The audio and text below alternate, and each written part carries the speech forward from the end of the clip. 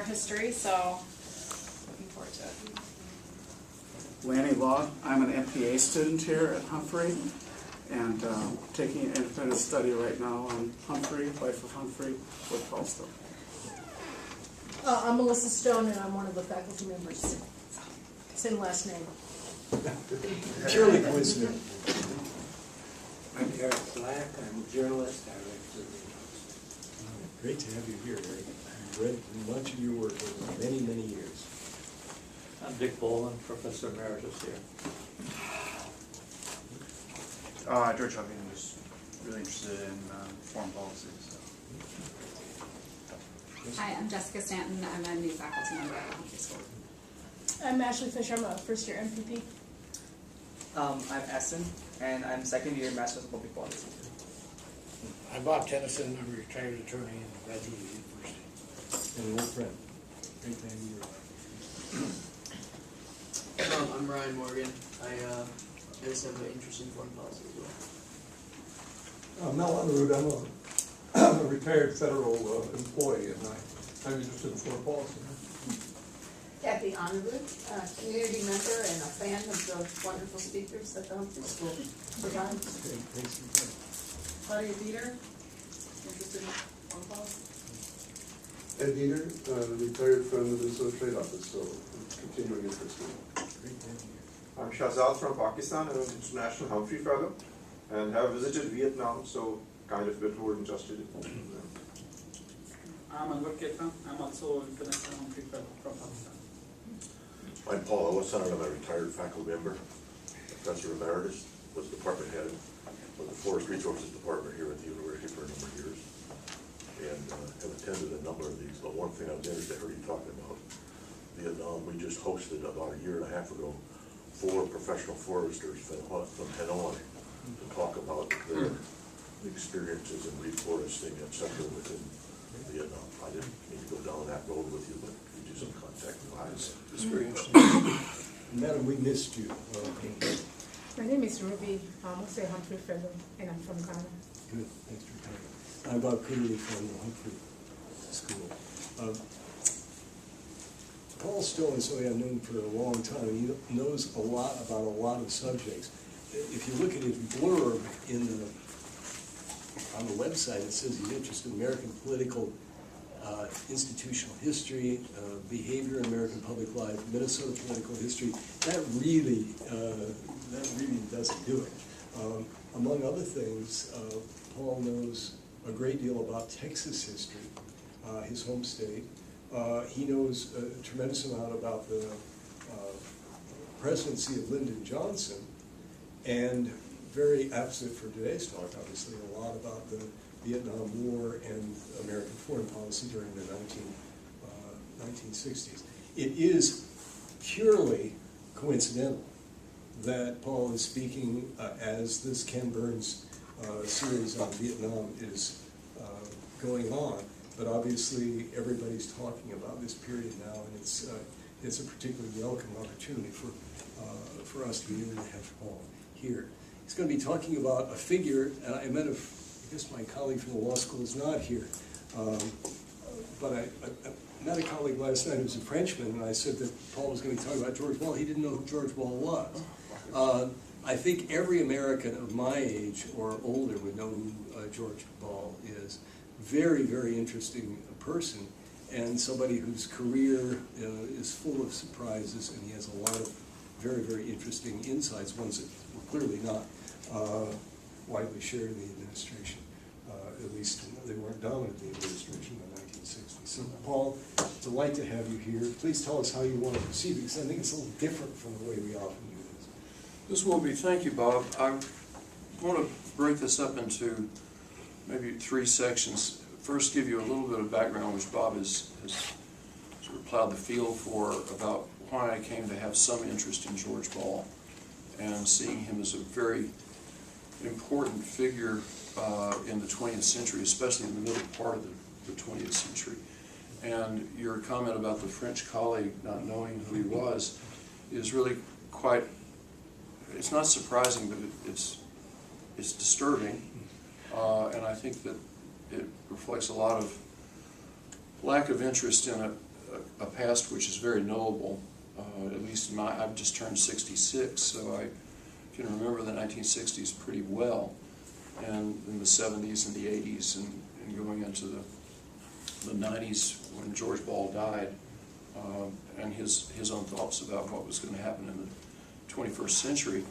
Ball would to have this lack of knowledge about him in France is amazing, because, as I will point out, he had really three great mentors in his life, and I think that this would go back to a point that I would make, that every great individual really recognizes some other great individuals. And I think the first great individual was a college professor of his, Bernard DeVoto, who was an English scholar.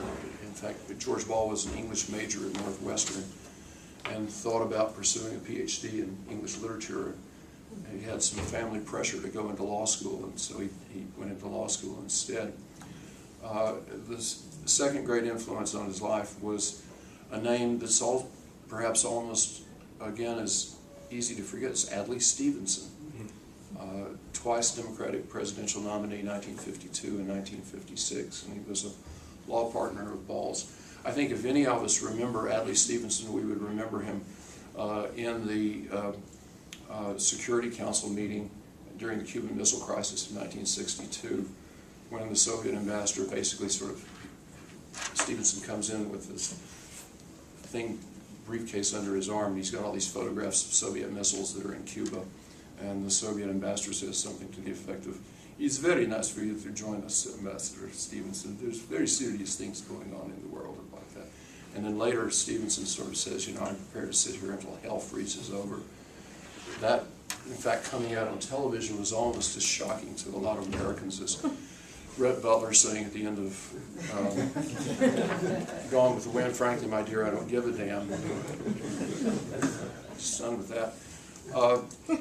But the third great influence on George Ball was Jean Monnet, who was he was really the father of the EU, the European Union, and he was someone who was very much like the president that I'll focus on most today that George Ball worked for, Lyndon Johnson. He was a very practical politician. He wanted to see things accomplished. He knew people. He could remember them. He could remember being at Bob and Venetia's house at a given time, and the fact that some of his college roommates were there, and here's what they discussed.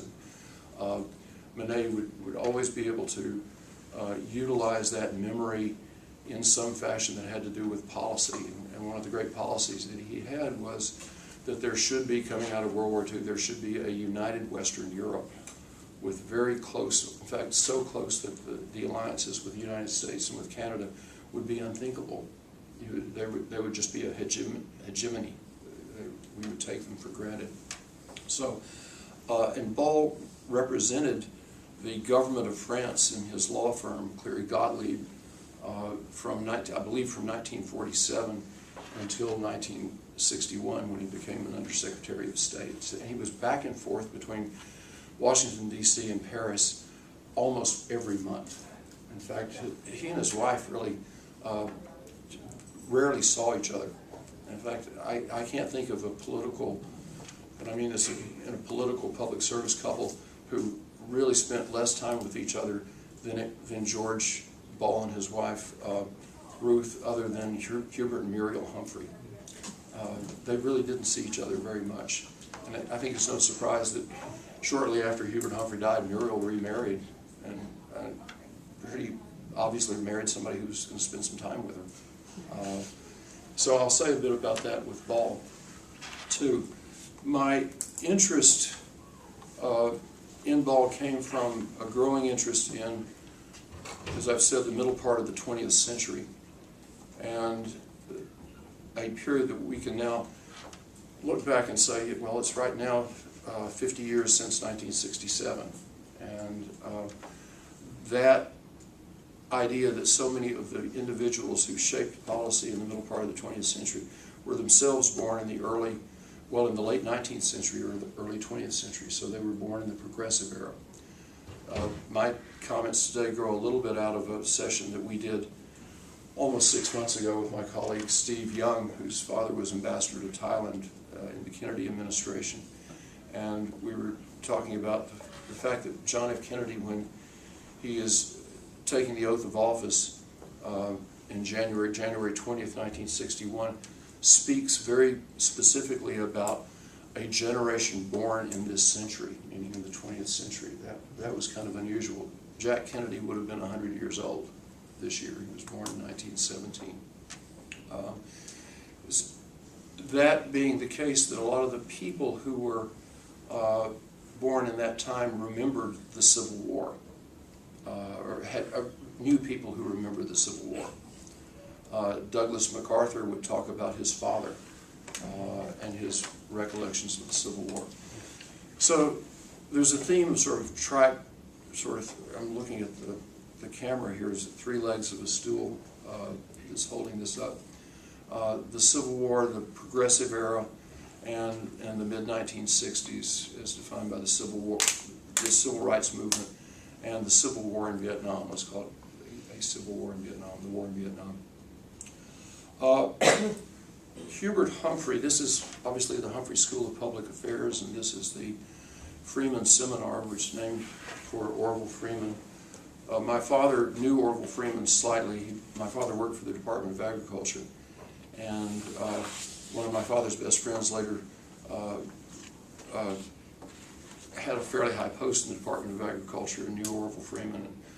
I remember at my dad's funeral, Melissa, my wife, was talking to this guy and said, "You're the fellow who knows Orville Freeman, is that right?" And the fellow who had larynx cancer for a while sort of said, "Yes, that's right." And he did.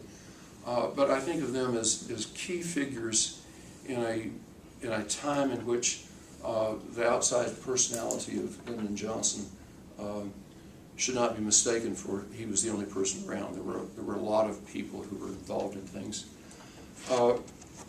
I have assigned this book.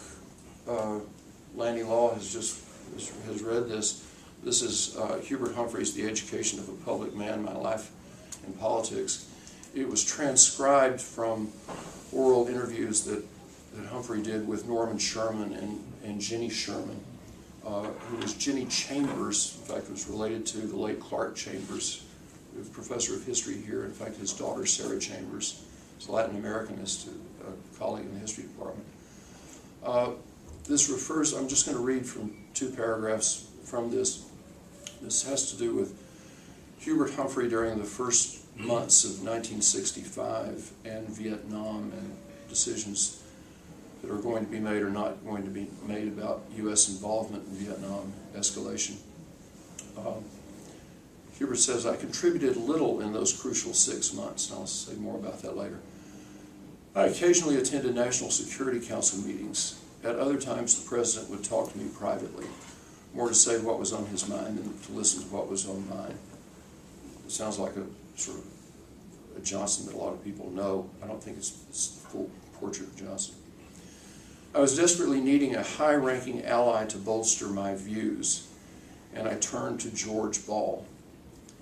He had continued to send memoranda to the President that expounded his dissenting views," so these were dissenting views on U.S. policy in Vietnam, "and then met with Johnson to expand on them.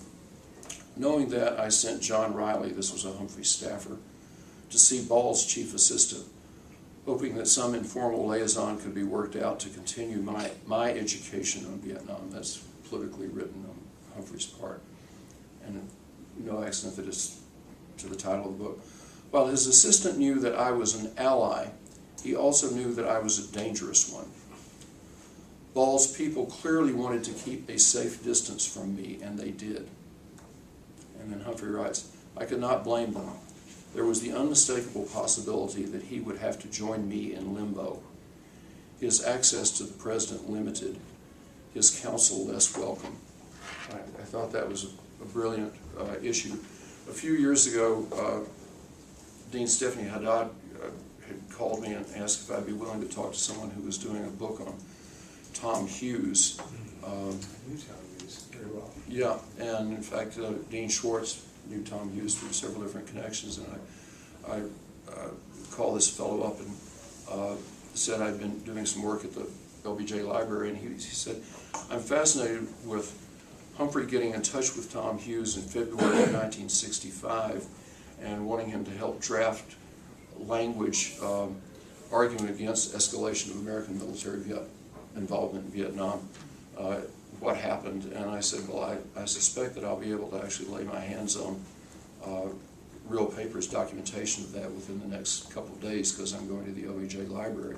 In fact, I was able to find direct reference to that. Humphrey wrote a long, detailed memorandum, which he, in fact, has published in here, to Johnson, which Johnson just simply didn't want to see it. And he then came to a subsequent cabinet meeting in late February of '65 and laid out the essence of his memo and why the U.S. should not increase its military involvement in Vietnam. And from that point on, Humphrey was just a nobody. Johnson sort of shut him out of everything. Humphrey, like a lot of us, had real feelings. Words can hurt, things can do that. He would try to talk to people, including Bill Moyers and others, and Bill Moyers actually would just say, we're not talking to you, Johnson's not talking to you, and he said that we shouldn't talk to you either, and we won't be able to do it. And I think Humphrey had to really figure out what he was as a public man and as a man during that time. Humphrey mentioned that the 14th, and there was a meeting that he was not called to. That he's wrong about that. The meeting that he refers to took place on July 21st, 1965, and I'm just going to outline a little bit of what happened.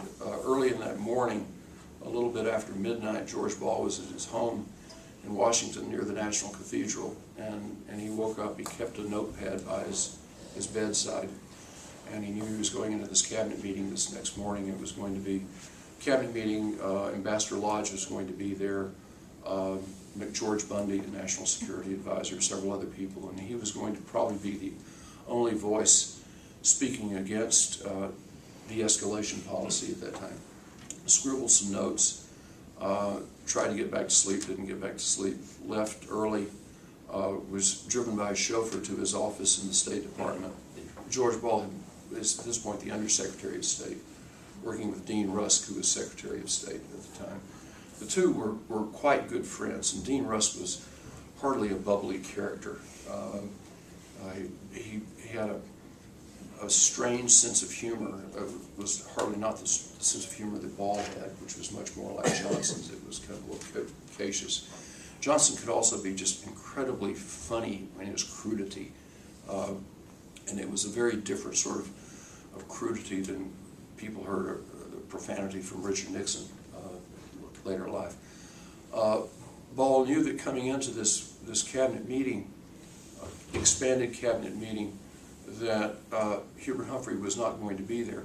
There was one Minnesotan there at that meeting, and that Minnesotan was a graduate of the University of Minnesota. Would anybody have any idea who that might have been?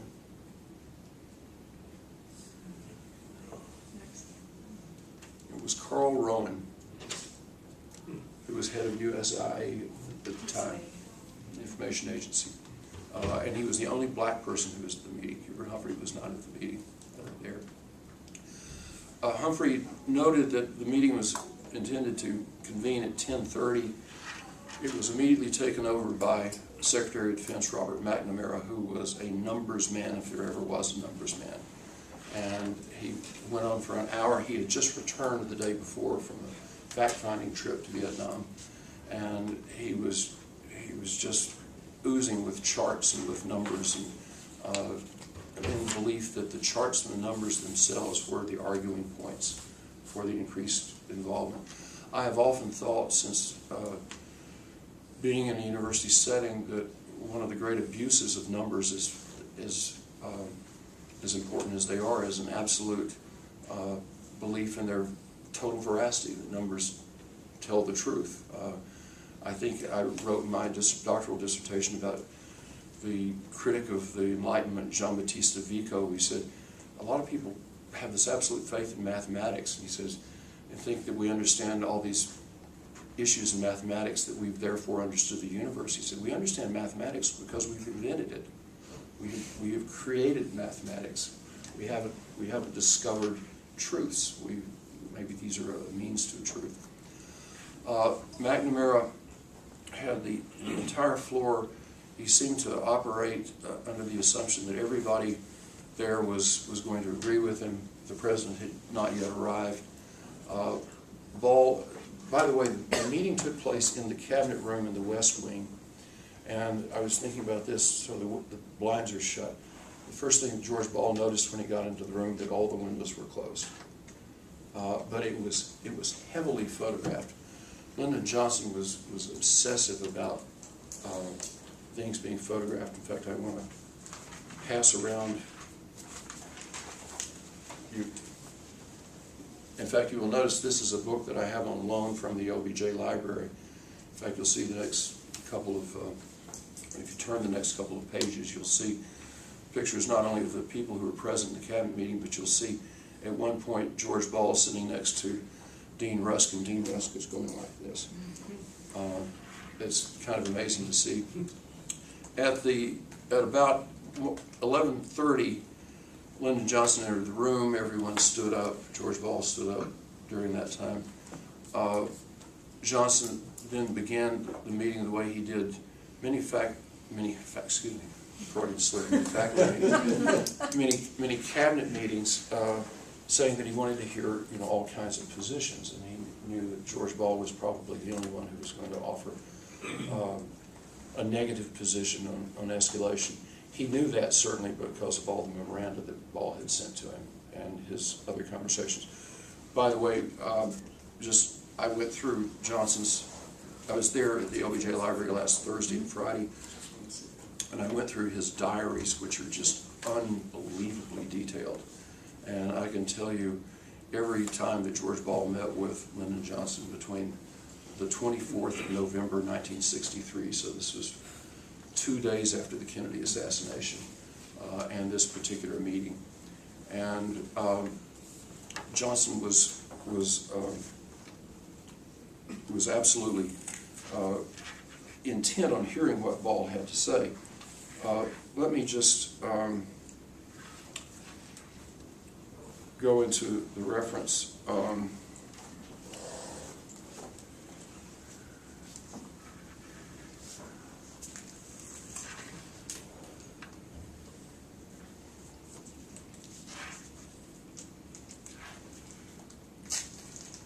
Ball had earlier noted something about the broadcasting of footage from Vietnam and how the American public would respond to increased portrayal of casualties. He said that he would later speak about how public support for the war in Korea had fallen dramatically based on the number of casualties in Korea at the time. He also then mentioned something which I think would be almost impossible to think of happening right now. He said, I believe it is inconceivable that a Western power could fight decisively in the jungles and the rice paddies of Southeast Asia. That was his view, and he said, furthermore, our allies are convinced of that. Let me just, hang on a second, I so carefully organized these note cards.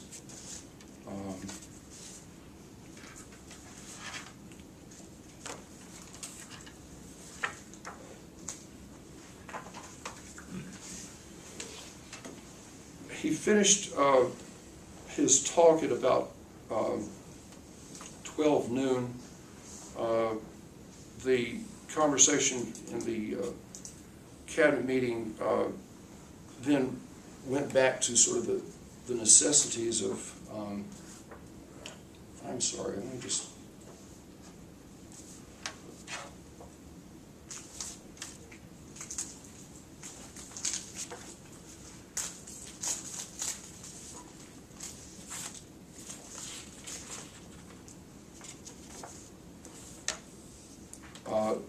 the practicalities and the necessities of escalation, and Johnson called the meeting to adjournment at 1 o'clock, and he said, we'll return at 2:30, and he said, I'll have George Ball recite what he's going to say at that particular time.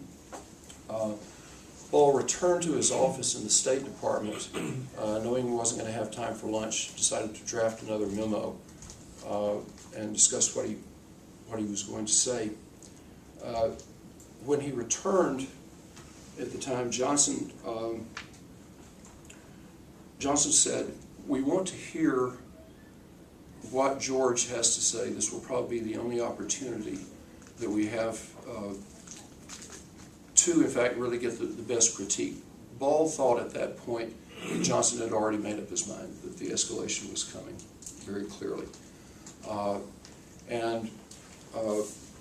Let me just get a bit of the...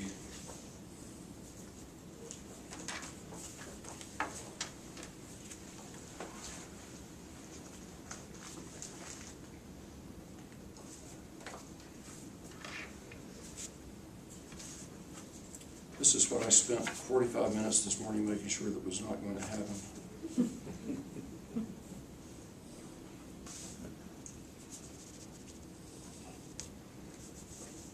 Aging, Paul, aging.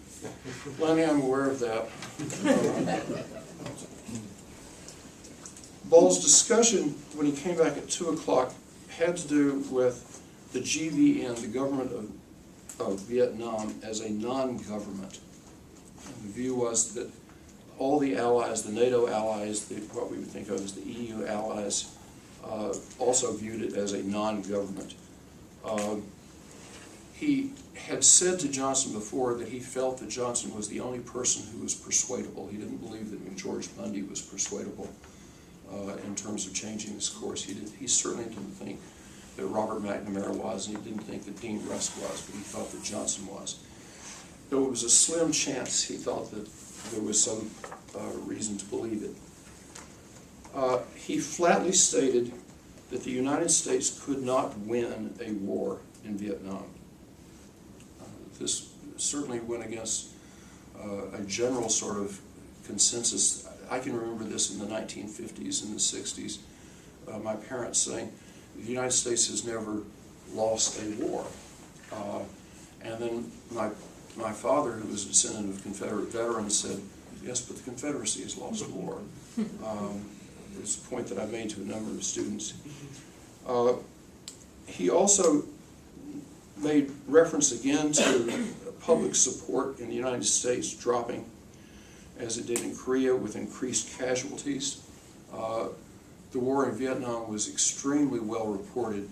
Just a year and a half ago, I was at a symposium at the OBJ Library in Austin, and among the journalists that were there were Peter Arnett, a New Zealander who covered Vietnam, Dan Rather, who in fact really sort of cut his teeth. Dan Rather, in fact, first got his national exposure during the Kennedy assassination. He was on the local station in Dallas at the time. And obviously CBS just used Rather immediately. He went to Vietnam, as did Robert Scherer and several other journalists who became quite prominent at the time and were allowed virtually any kind of access to combat areas that they wanted. It's really remarkable now that you think about from the first Gulf War through the war in Afghanistan through the ongoing war in Afghanistan to Iraq, how limited the press has been. In fact, the whole notion of sort of embedding the press is very much a way of controlling them at the time. To my mind, the thinking of that can only be compared to the lack of censorship in the letters from the Civil War front. That was the last American war that letters back home, wherever home was, if it was Stillwater, if it was Richmond, where it was, were really sort of uncensored and people could see it. Ball also said that what was inevitable after the loss of national support, and in fact Ball didn't articulate it, but one of the things he was thinking about was that there was opposition to the war already in both coasts. There was opposition certainly in Cambridge, Boston, New York. There was opposition in San Francisco. There wasn't a lot of opposition in the heartland. There wasn't a lot of opposition here. And it became a truism that when the Midwest turned against the war in Vietnam, that the country had turned against the war. That was exactly how it was defined. But he said the next would be the loss of world support. He pointed out that the NATO allies had clearly thought that the importance of troops in Berlin could not be argued, but the importance of troops in Saigon or Hue could be. He thought that the best way out, and he didn't think there was any way out, and I would say this is one of the most important points that there was any easy way out, that losses had to be recognized and had to be articulated. But the best way out was for the government of Vietnam to decide that, quote, it doesn't want us. And this is what Ball articulated at that particular cabinet meeting. He said, again, I have serious doubts that any Western army can successfully fight Orientals in an Asian jungle. Now, this is very much a thought about Southeast Asia. I don't know if any of you have seen the film that was made in the late 1980s, Indochine, with Catherine Deneuve, playing the daughter of a French plantation owner in Vietnam, sort of central Vietnam at the time, before the 1954 talks. There followed a back and forth with Johnson. LBJ would talk about himself, the question of fighting in rice paddies in jungles. McNamara would interject, the enemy is hard to find, but in fact if we increase troop forces, we'll bring the enemy out. The enemy will have to fight us, be compelled to fight us. Johnson then asked the question of what will people think if we leave? What will the NATO allies think if we leave? What will the world think if we leave? I should stop here and add that George Ball had been Undersecretary of State since '61, since Kennedy came into office. He had been given two responsibilities early on. One was with the Congo, and the crisis in the Congo, and this is where Secretary of General of the UN, Dag Hammarskjöld, was killed. He had responsibilities over the Congo. He had a number of responsibilities over the Cuban Missile Crisis as well. And then finally, after Kennedy was assassinated and there was the crisis in Cyprus, George Ball was the point man there.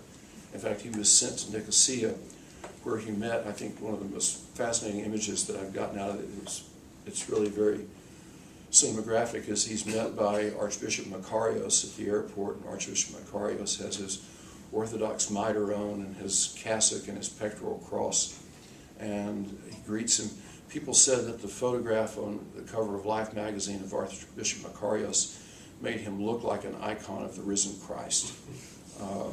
And Makarios was anything but an icon of the risen Christ. And he talks about taking him into his office, and Makarios calculatingly takes off his mitred headgear, takes off his cassock, takes off his pectoral cross.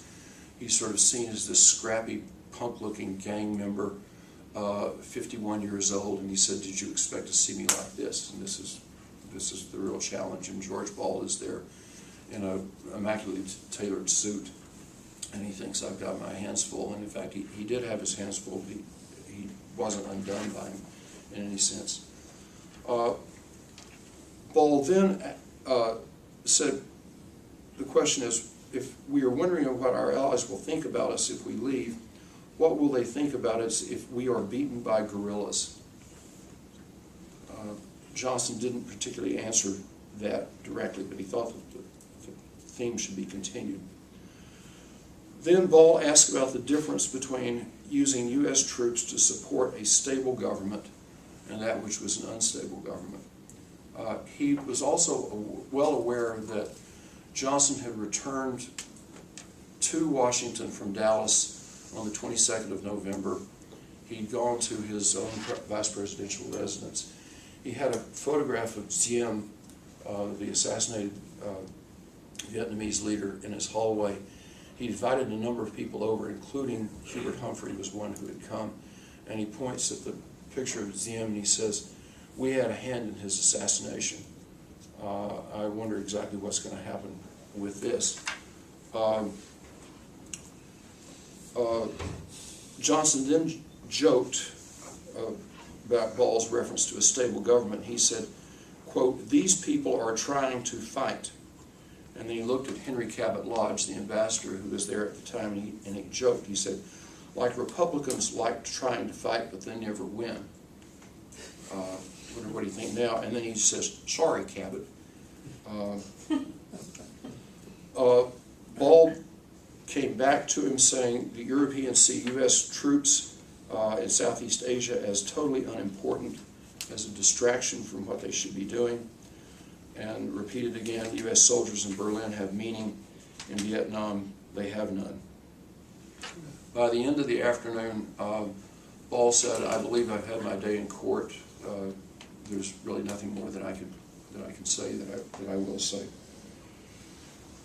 The following Monday, on June 26th, the decision was made to strike 2 North Vietnamese missile sites. I don't know how many of you have seen the Ken Burns-Novick segment on Vietnam so far. It hasn't included this, as I recall. Arthur Goldberg, who had been the UN ambassador appointed to succeed Adlai Stevenson when he died, I'll say a bit about that in a second, had opposed the strikes.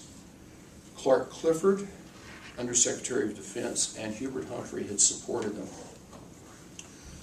A week later, after the meeting on July 28th, LBJ publicly announced the official escalation of the war to the American public on television. I can remember this from 1965. I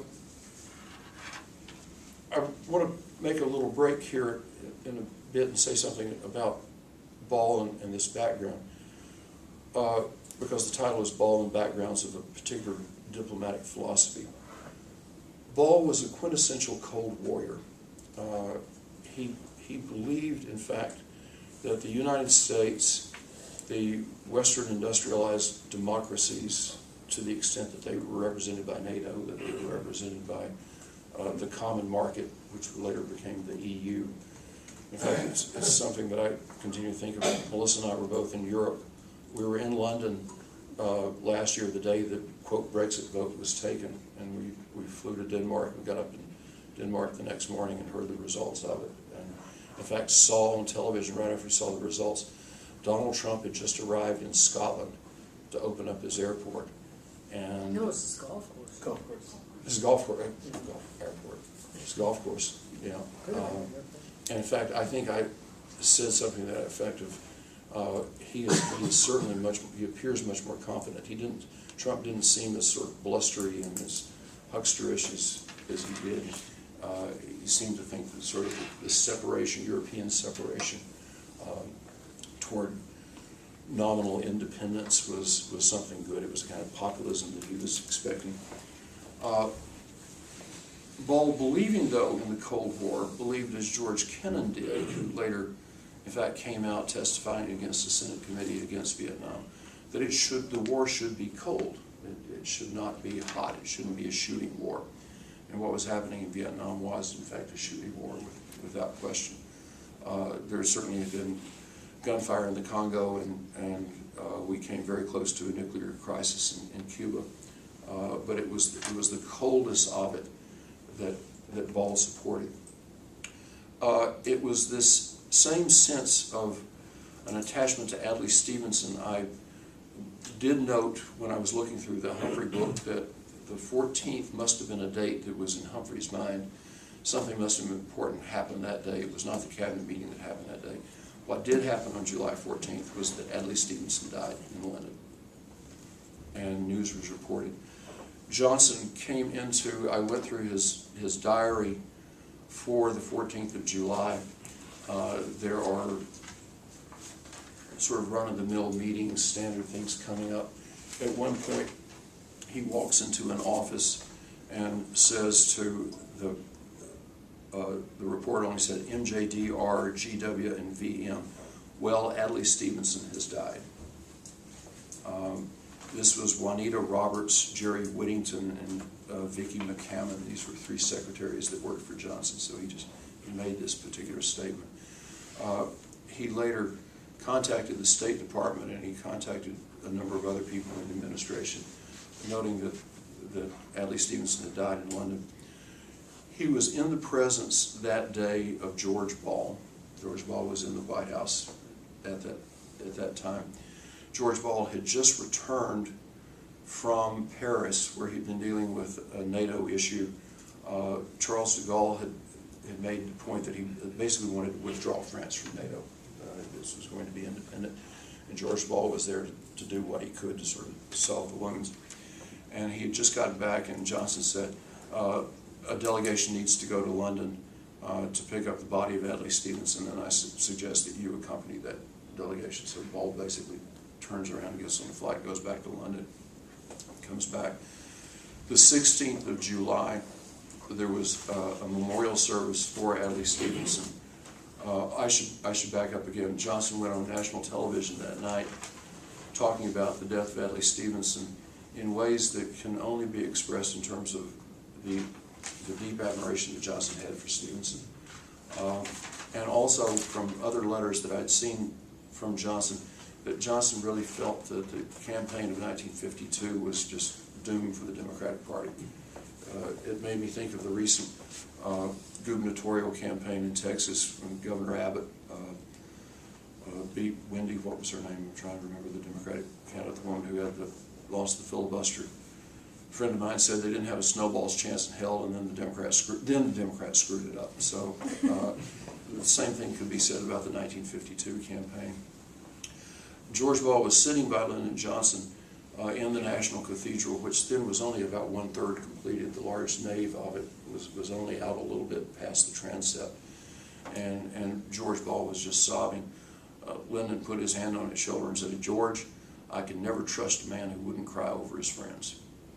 And Ball recorded that. In fact, in his own autobiography, The Past Has Another Pattern, which is really extraordinary. So this had all happened just a week before this particular decision. Let me break at this particular point and ask any questions or observations that anyone might have, and then I would like to, as I said, make a few of my own.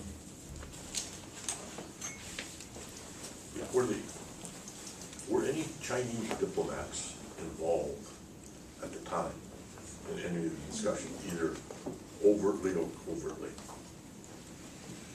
Not that I know, and I've seen no mention of China, meaning mainland China. Of course, the United States did not have diplomatic relationships with China at the time, except there was a constant drumbeat about whether escalation in Vietnam would lead to Chinese involvement. And the view that McNamara had was no, so he had to come up with his information someplace. Humphrey made a much bigger point in saying that if the bombing were to start during this last part of July, there's a real big problem because Kosygin was in Hanoi at the time. We knew that the Soviet premier. So that you had the dual leadership of the Soviet Union with Brezhnev. Brezhnev and Kosygin at the time. Brezhnev is the party head. Kosygin is the political head. But there was apparently, I have not come across any evidence that there was any discussion with Chinese diplomats at that point. Yeah. Two questions. What would it mean to be a quintessential Cold Warrior who wasn't willing to go to hot war if being a quintessential Cold Warrior meant preventing the spread of communism? How does one finesse that? If you want me to, I'll mention the other question. No, I think that's the key question, because it was a difference that George Ball came to a different position than Hubert Humphrey did. And Hubert Humphrey came to the position that essentially communism, whether it was monolithic or bipolar or whatever you want to call it, had to be fought wherever it was. We couldn't answer that. Paul thought much more strategically. He thought that the issue was essentially an Atlantic one. It was not a Pacific one. He, for some reason, could not imagine the Cold War extending into Southeast Asia. One of his views, and whether this was pragmatic or whether it was philosophical, was he said the United States must accept the idea that Southeast Asia will turn to communism. Now, was that kind of, that would have been considered heretical since the Truman administration. Truman was roundly dissed as sort of the man who had lost China. He was not focusing on Asia. When Steve Young was here last year and we were talking about these things, and Steve's wife is Vietnamese and came from a very prominent Vietnamese family, he candidly put it, and he said, I think that there was a degree of racism to it, which was defending white Europeans against totalitarian communism was one thing. Defending Asians against communism was quite a different one. In fact, I noted in the rebroadcast of the Ken Burns thing, which came on last Sunday night, was the issue about the Tet Offensive. Was there a belief on the part of the North Vietnamese regulars and the Viet Cong that the population of South Vietnam would rally around them? And in fact, they did not. They didn't. But I also think that there was a view that was, he felt it was a distraction. It couldn't be won. We wouldn't win, and we would lose standing. He didn't view that totally. In fact, so there's two people from Pakistan here. He was very fascinated with India and with Pakistan. And in fact, one of the meetings that he had in late '64 with Johnson was with the delegation from Pakistan that arrived. Muhammad Ayub Khan was the Pakistani president at the time, and there was viewed as a kind of breach between, in the non-aligned world, that India was thought to be closer to the Soviet Union, Pakistan was thought to be closer to the United States. It was no accident that Johnson, in his tour of the Pacific and South Asia, had gotten to Pakistan. There was all this hoopla about he met a Pakistani camel driver and said, I want you to come and visit me, you know, and I can remember this. I remember it very well. You know, and then later the camel driver arrives, you know, and he does visit him, and Johnson sort of entertains him and slaps him on the back, and it's the Lyndon Johnson, who was the county courthouse politician and all.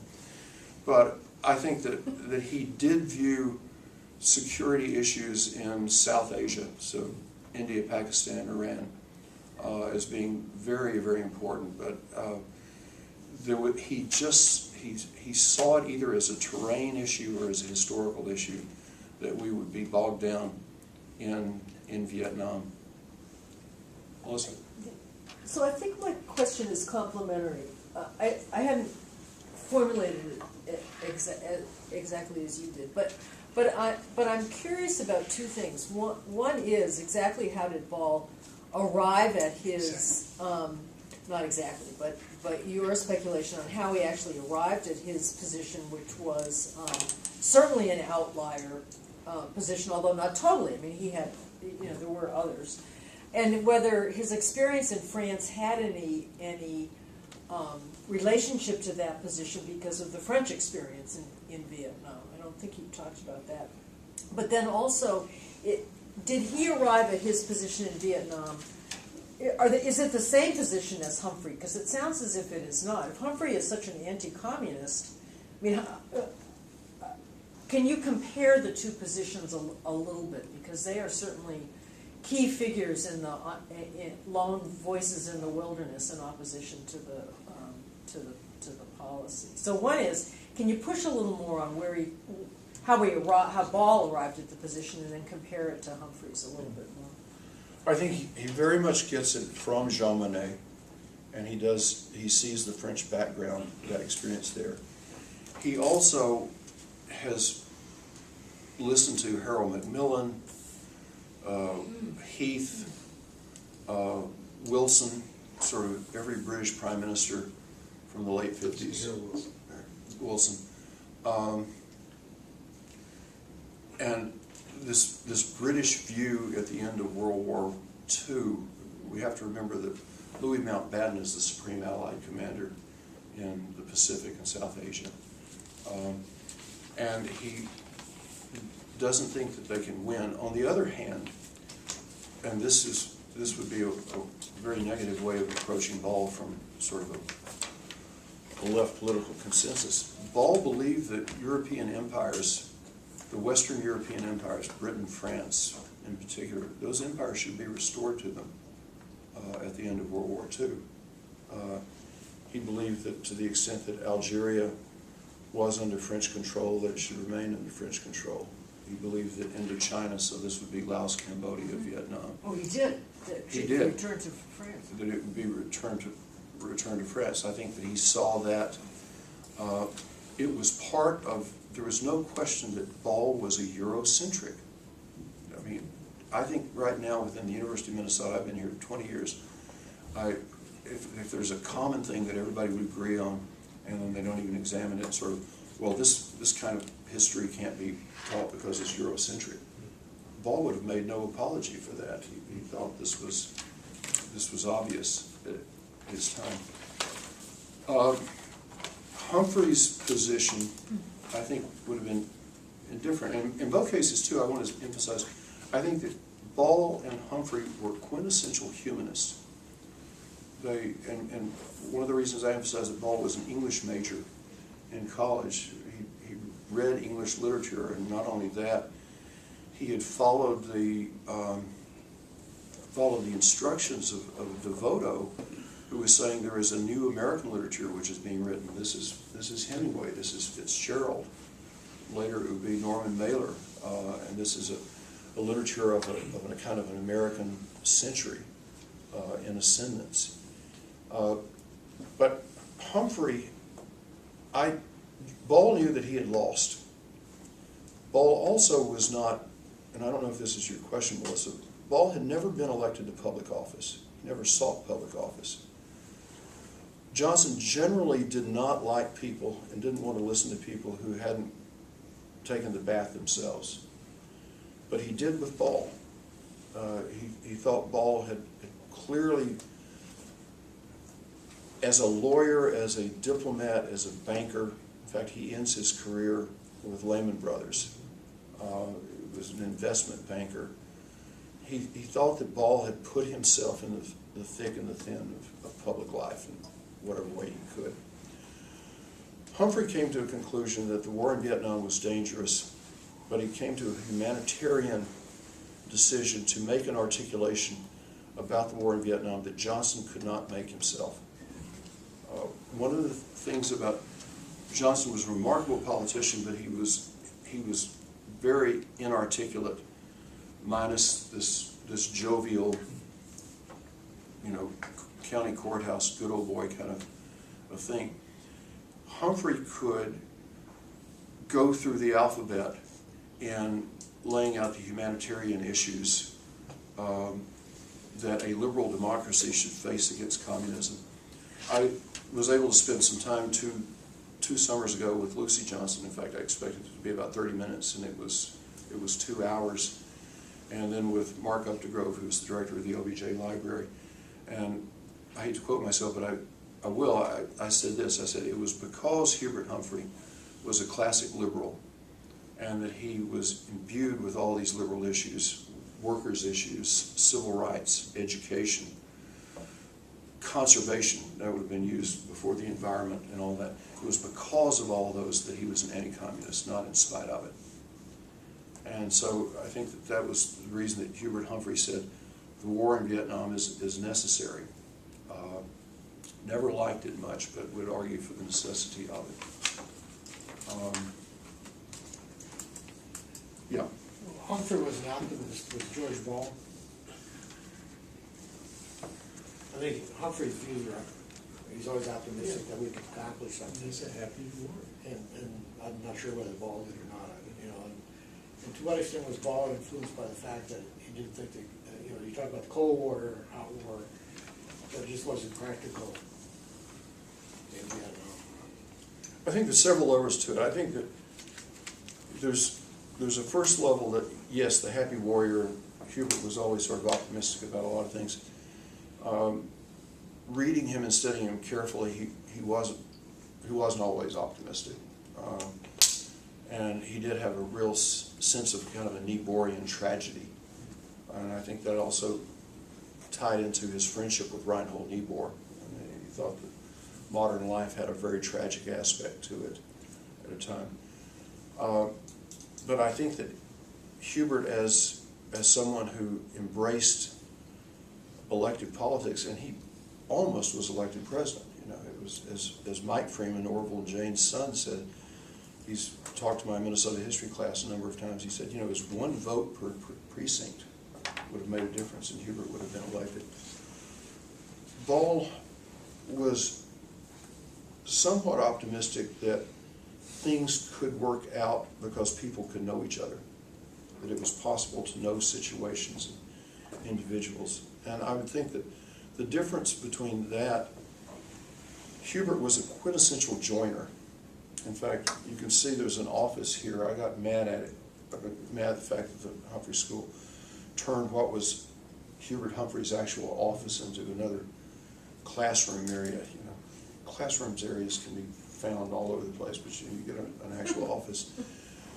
This showed, you know, he was a member of the Rotarians, and he was a Mason, and he was a Shriner, and he was, you know, in fact, some of the pictures you can see of Hubert shaking hands with people in the '68 campaign, you can see he's almost about to give the Masonic handshake, and then the camera has to sort of focus away so it won't be given away, sort of covered up in that. He was a joiner. He loved joining things.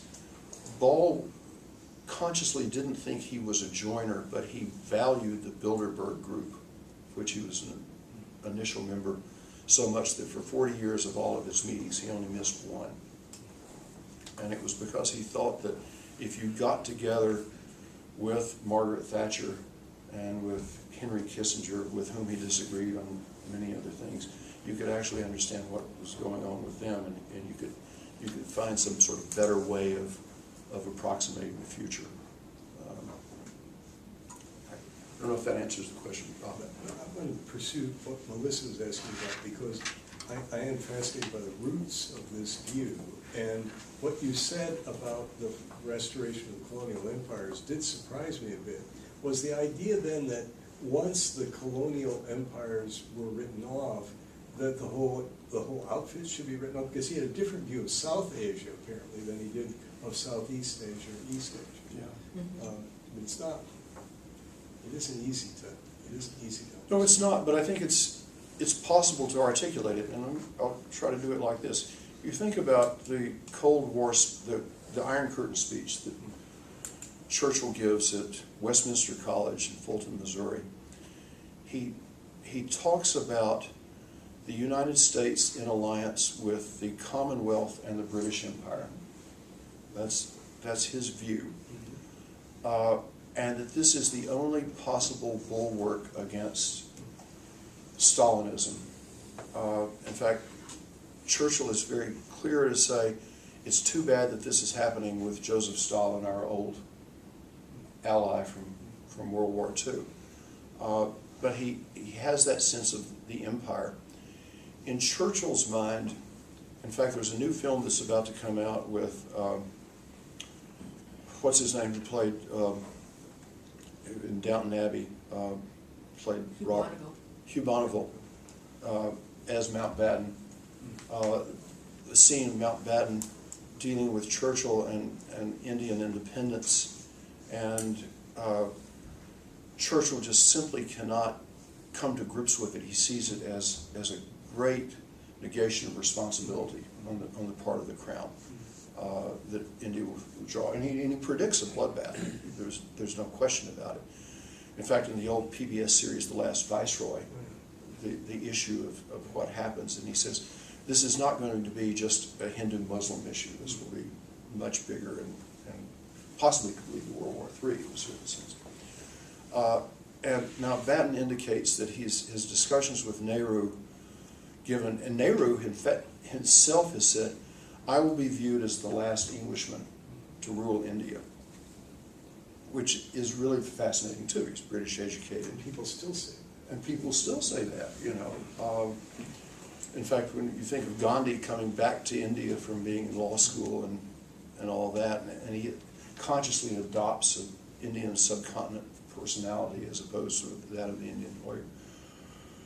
He does see the empire as part of it, I think, and he sees that that imperial strength is part of what will make strong allies out of France and out of Britain. The difference there from American thought goes to somebody like FDR, who really has a falling out with Churchill during 44 and 45. And Churchill says, Vietnam should be independent, Southeast Asia should be independent. You know, he sides with the nationalists in that kind of sense. And I think that we don't look properly at FDR and understand that he really does see a very different world coming out, a world absent empires. He's very much like TR in that regard. If you go to Wellfleet, Massachusetts, and you see the old pylons and the basic structure of the Marconi site, has anybody been there, Cape Cod? I know Melissa and I have. And it's the site of the first wireless transatlantic broadcast. And it's TR, the message from TR, Theodore Roosevelt, to the King of England. And basically sort of saying the Great White Fleet is going around the world. It's almost a restatement of the Monroe Doctrine.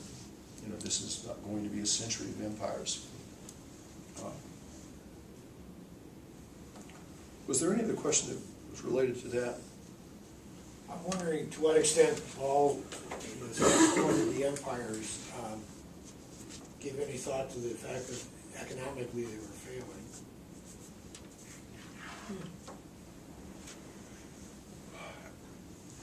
Monetary issues were always on his mind. In fact, as a cabinet secretary under Kennedy, he's always in monetary commission policy meetings. You know, this is certainly well before European currency, but I think that his view of stable economies was tied to his understanding of a stable world.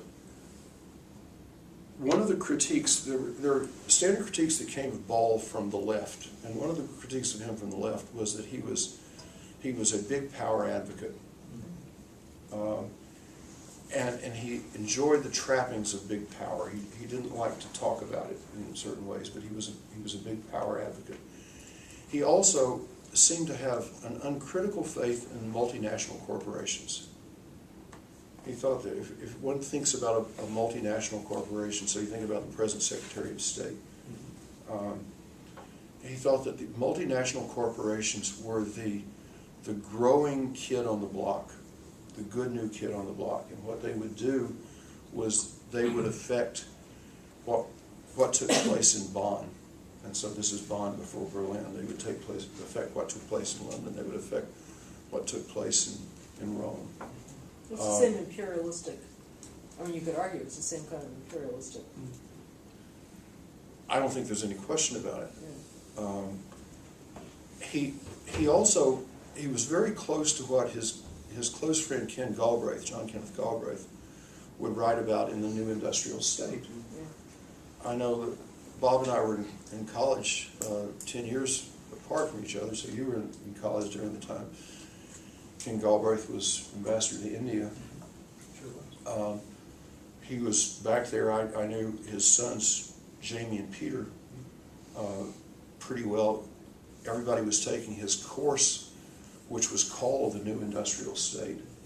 And he was saying the nation state as we know it is largely ceasing to exist, but it will exist in some formality, and maybe it will provide the legal structure for these multinational corporations.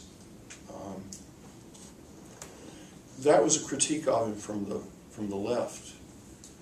The critique of him from the right was very similar, that he was an internationalist. He was never fully dedicated to a completely American interest. And I think also that this background, which I have to say here in the staff's room, here are these photographs and portraits, drawings of Harold Stassen, who died after we came here at the University of Minnesota. His wife died, and he died just a few months after that.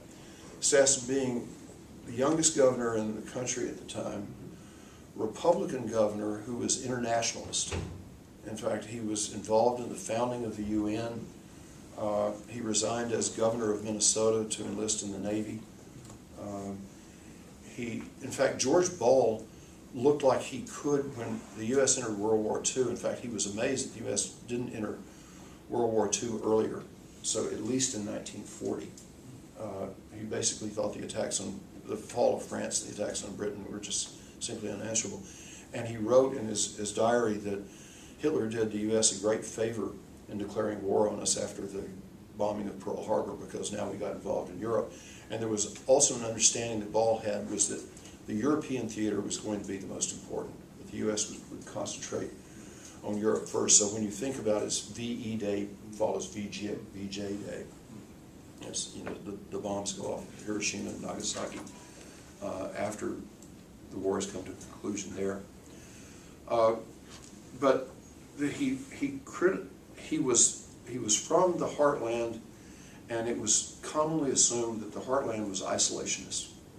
I think this would go back to Charles Lindbergh and Lindbergh's father, and a view that from the heartland you were safe. You were not only safe because of the protection of the oceans, you were safe because of the protections from this internationalist tendency in Washington to Boston and San Diego to Seattle, that the land itself protected you.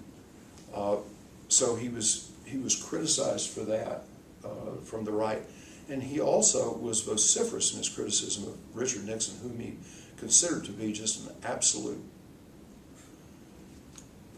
four-letter word. But he would consult with the Nixon administration because he felt he would have to do it.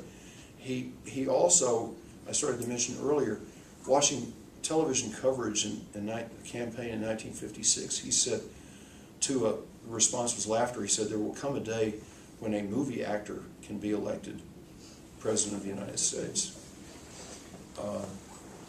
Could he imagine the election of 2016?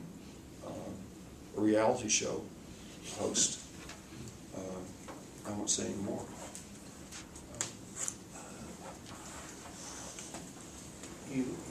Several things you've told us about why Ball stood where he did at that time are eye-opening to me. It sounds like he was prepared for the United States and its allies to do whatever was necessary to prevent expansion of communism in Europe, but not in Asia. Is that true? Yeah. Yeah, and I'm trying to reconcile it with the sort of Kennan doctrine of this wind-up toy that's going to advance wherever you don't oppose it, and that, you know, that was sort of maybe a simplistic version of what the United States and its allies had to do in the Cold War was always show strength, always send the message that communism can't have any additional territory, so that eventually they'll understand that it's pointless to try them. But that if you ever let them gain anything, it was never going to satisfy them. It's hard for me to reconcile that line of thinking with one that says that applies in Europe but not in Asia. I'm prepared to see communism expand in Asia. This makes me think of two things. This is good because I wanted to conclude with this anyway. A lot of what one discovers going through these presidential libraries and going through the details of a cabinet meeting and whatever else. And in fact, for Johnson, so I've worked in the Ford Library and I've worked in the Johnson Library. Those are the two presidential libraries that I've really worked in. But Johnson had a great obsession, but not a complete obsession, with perception. So that whole thing of how will it be perceived if we do such and such or we don't do such and such. That's also a huge issue within academic life. So here we are in a university. How will something play?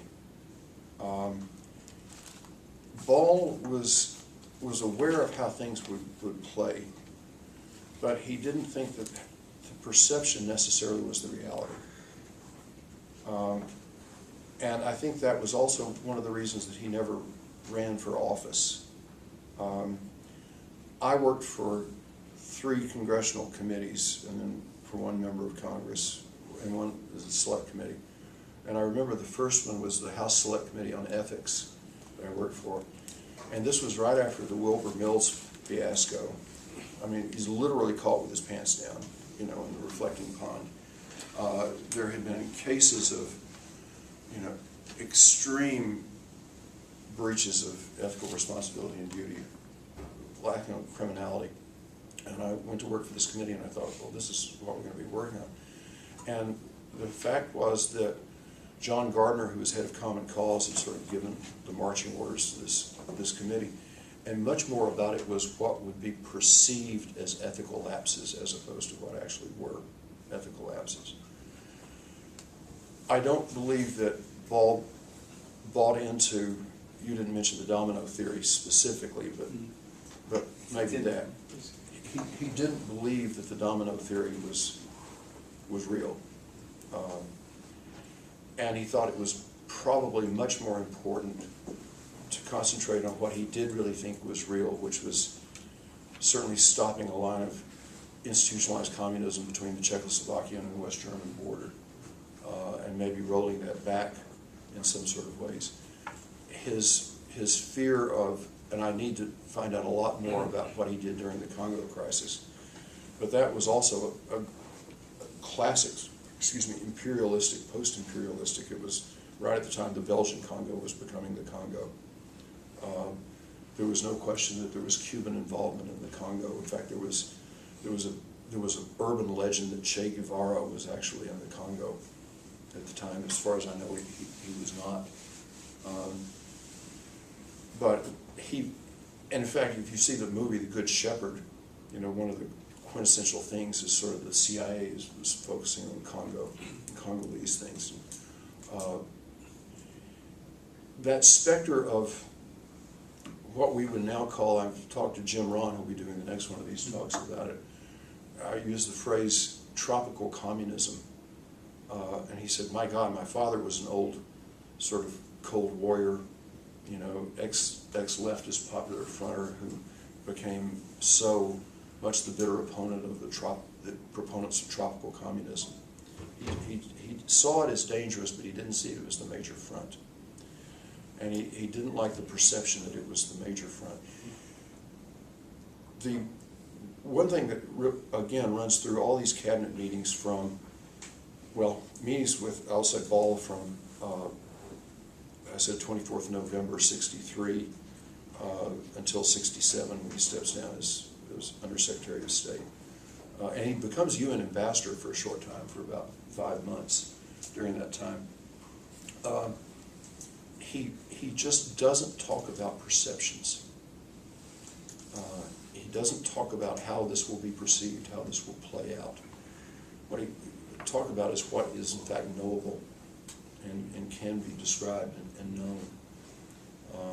And I think that there's a great idealism to it. I've consciously not talked about idealism today, but I think it was a kind of democratic idealism that average people, given the facts of the matter, can come to some sort of real decision themselves. And I think it's like complexity. And I would leave this to a challenge. I think it's too often the case in academic settings that someone will post, well, it's either left or it's right, you know, it's either this or it's that, and then somebody will say, well, no, it's complex, it's very, very complex.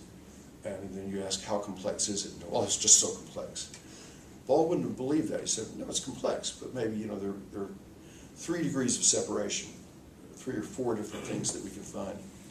And one of the best things that I think now about Robert Caro as a writer on Johnson, and I think he's gotten better. I mean, he's been doing it for 30 years. And he really has. He was pretty good even when he started. He was pretty good even when he started, but he's gotten a lot better.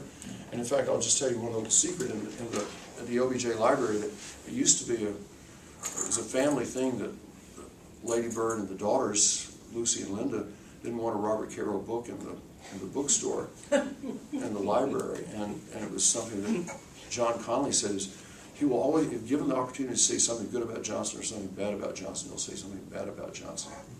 And now if you go into any of the bookstores or go out to the ranch, I've been there this summer, or Johnson Birthplace in Johnson City, there's the whole Caro series there. But Caro said that Johnson was like a chess player, that he was always thinking about 4 moves away. So, and he really was, as far as I can tell, he was not a chess player. Bob Dylan was a chess player, but and Johnson was not a chess player. But he wouldn't think into sort of endless universes, but he would think 3 or 4 different moves that he could know. And I think that Ball was like that. I believe that was one of the reasons that Johnson liked him very much. In passing, and we're running out of time, I would think that there's a great need to, we can't focus on the middle part of the 20th century by focusing on just one individual. You can't just say the presidentiate of Kennedy or the presidentiate of Johnson. And one of the things that reading about Ball is that, and I criticize myself today that I haven't been able to say it, but these names like Arthur Schlesinger Jr., Ken Galbraith, Margaret Thatcher, Dean Acheson, just keep coming up all the time, and Adlai Stevenson. So this is the first of 3 talks that I'm going to be doing this fall, and the last one, I give one at the University of North Dakota next Tuesday, and it has to do with a speech that Humphrey gave to the ADA convention in April of 1966. And then I'm going to give a talk to the staff of the OBJ Library on November 7th. And consciously, I told them, I said, I'm honored that you're asking me to do it, but I said, I don't want to, they said, we'd like you to talk about Humphrey, and I said, I'd like to talk about Humphrey, and I'd like to talk about Orville Freeman, and I'd like to talk about George Ball. And then the archivist who asked me said, would you be interested in saying anything about Adlai Stevenson? And I said, I certainly would, thank you. That would be, but I think these are real people. They're not like, and this would be my final point, I think historians have made a great error of assuming the existence of these discarnate historical forces. They're isms, and they're not alive and they're not dead. They're like the ring wraiths chasing Frodo, right? I believe in real women and real men and real people who can and do know each other. And especially I think that sense of Johnson expressing nothing short of just grief at the death of Adlai Stevenson and saying to George Ball, we have to send a delegation back to London to get his body. And you knew him very well. And Ball saw him. Johnson also goes with the real internment for Stevenson took place in Illinois, and Johnson flew back on Air Force One with George Ball and several other people, and for the services of the First Unitarian Church in Evanston there. So I think that these people are knowable, and I think that they're especially knowable through books, and through libraries and through people that we can meet and talk to about them. And I think that very often our assumptions are that we're going to get all this information from these discarnate forces. I think that's one of the reasons that I'm so worried about the quasi-demonic nature of artificial intelligence or information or the internet, and this belief among students I've seen as undergraduates that everything is digitized. Well, if it's not digitized, it's not there. That's just wrong. I'm a psychotherapist. Came back in my later years to learn from the MPA program. 3 days ago, I knew nothing about George Ball. But I just want to say that book that he passed around, typed his name in Google, 83 pages of his life. Now I got to pay for the $7 to get the book to read the second part. But it is fantastic. It really talks about the formation of this man. The first 40, 50 pages are really about his upbringing. In a Republican family, they would always debate. One of the favorite things as a family was to pack a bag full of books and to read to each other. And I think Northwestern University, study of the humanities, philosophy was a huge